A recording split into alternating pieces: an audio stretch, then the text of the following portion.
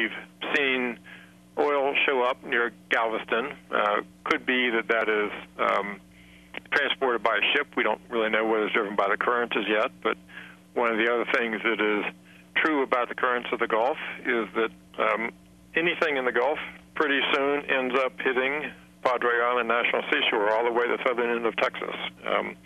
The National Park Service website for that national seashore points that out, not related to the oil spill, but just what they've had on the website always, that junk in the Gulf ends up there, and we got nesting sea turtles there. We just have riches from the east to the west in the Gulf of Mexico, and the coastlines are vulnerable everywhere.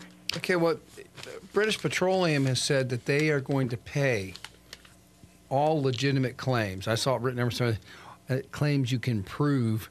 I saw it written somewhere in the last day. But when you take something like Everglades National Park or the Breton National Wildlife Refuge in Louisiana, marshland where, birds like the brown pelican need to survive, how do you put an economic value on the loss that we sustain when a disaster like this happens in one of those kind of areas? I don't think you can. There are people that try. I don't think you can. At the very end of the Florida Keys is Dry Tortugas National Park. You have to go by boat or by seaplane to get there. It's about, 90 miles west of Key West. And it is a magical tropical paradise. There's a fort out there, isn't there? Yes. Fort Jefferson, the largest brick structure in the United States, is on the largest of the islands, and there's 7 islands. Now, the first trip that I went on with a woman who became my wife was to Dry Tortugas National Park. And we camped on the beach outside of that fort.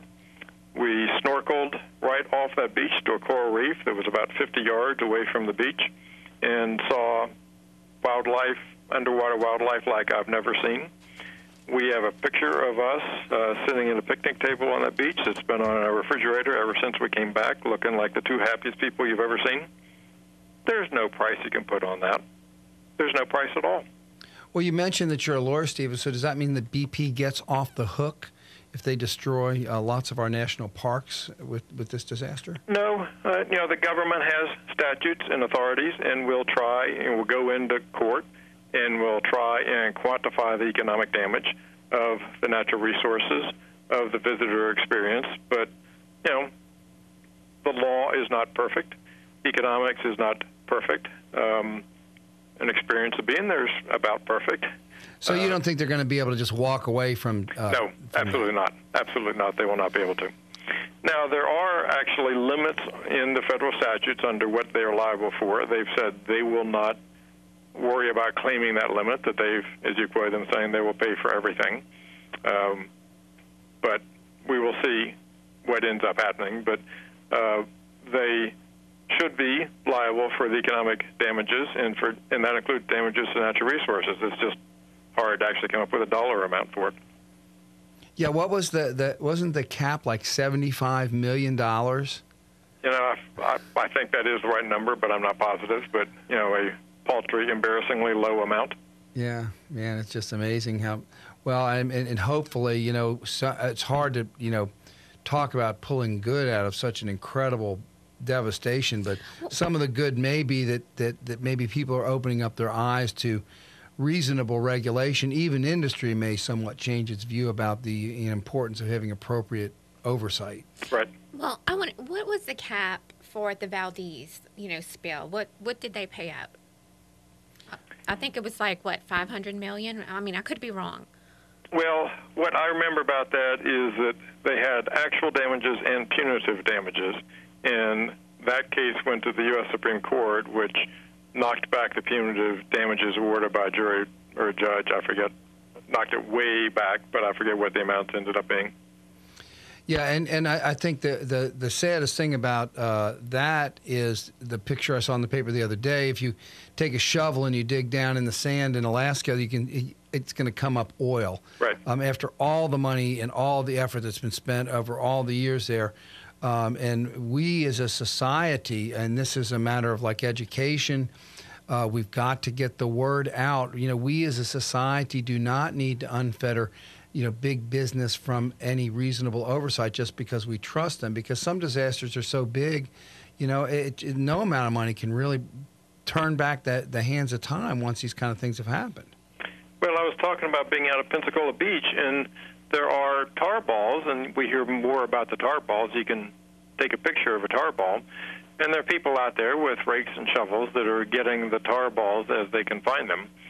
But what you cannot do anything about is that dissolved oil that is coming in. As I said, each wave left a little brown bathtub kind of ring at the far extent of the wave, and that would just seep into the sand, and the sand is no longer as white as it was before.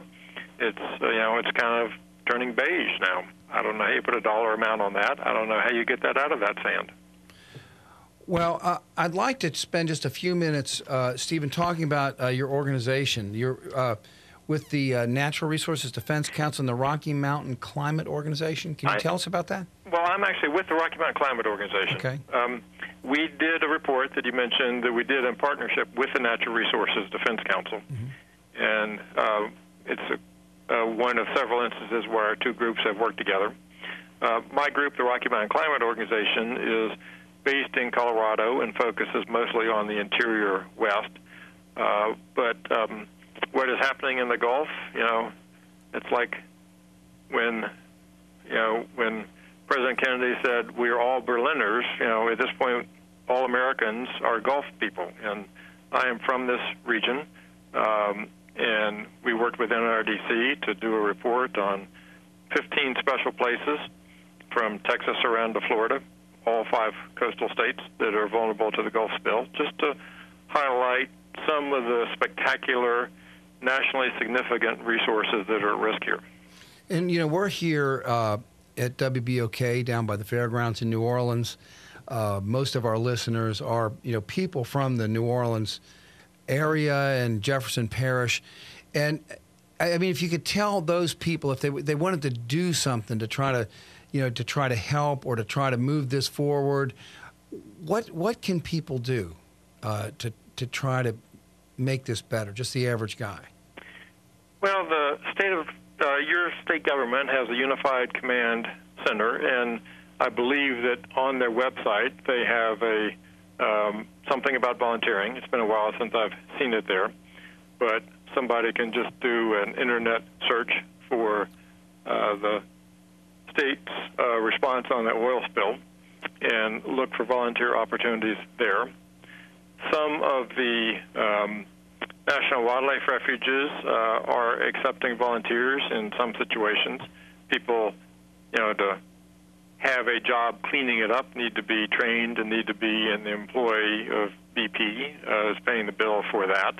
But I know some of the parks and refuges are accepting other volunteers to do other things like help explain what's going on to visitors. So you can contact your local National Wildlife Refuge or park unit. There's Jean Lafitte National Historical Park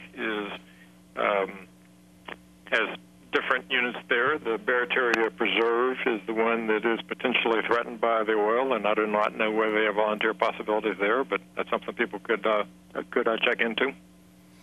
Okay, well, Stephen, I thank you so much for joining us today and becoming part of our show.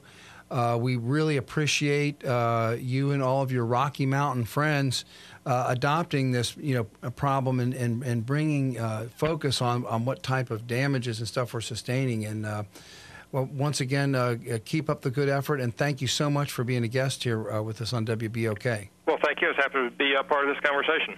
Okay, bye-bye. Bye. Okay, well, there we go. Carmen, what do you think?